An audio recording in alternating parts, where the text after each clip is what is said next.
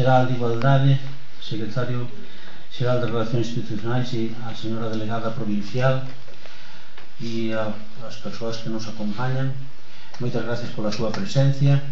E, Vicepresidente, creo que hoxe é un día moi importante. Me parece que xa empezas a ser da familia de todos os sadenses, porque creo que poucos gobernantes viñeron á sala tantas veces como viñeches ti en tan pouco tempo por determinadas circunstancias.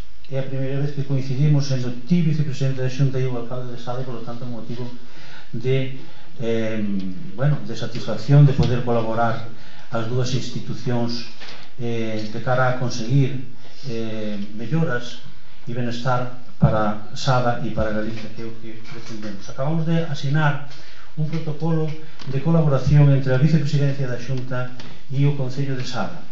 Un protocolo moi importante que vos vou a detallar en tres aspectos fundamentais.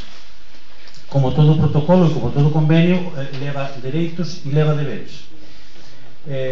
Adquirimos os sadenses o dereito a ter infraestructuras de benestar social a partir de hoxe, con este convenio que acabamos de asinar en presencia do señor Vicepresidente da Xunta de Galicia.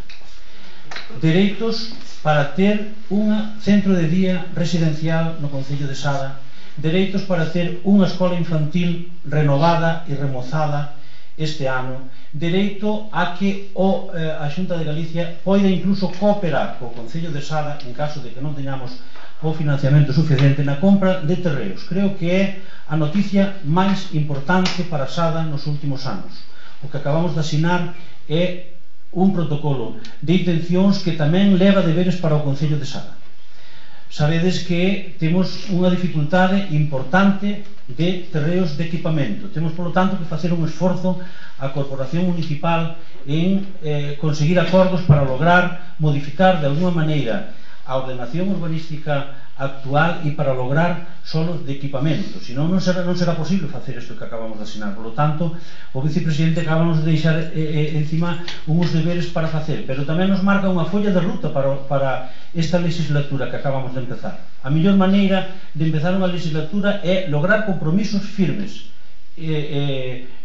coas administracións para ter unha folla de ruta para traballar nos 4 anos que nos quedan por diante, ou 3 anos e pico. Por lo tanto,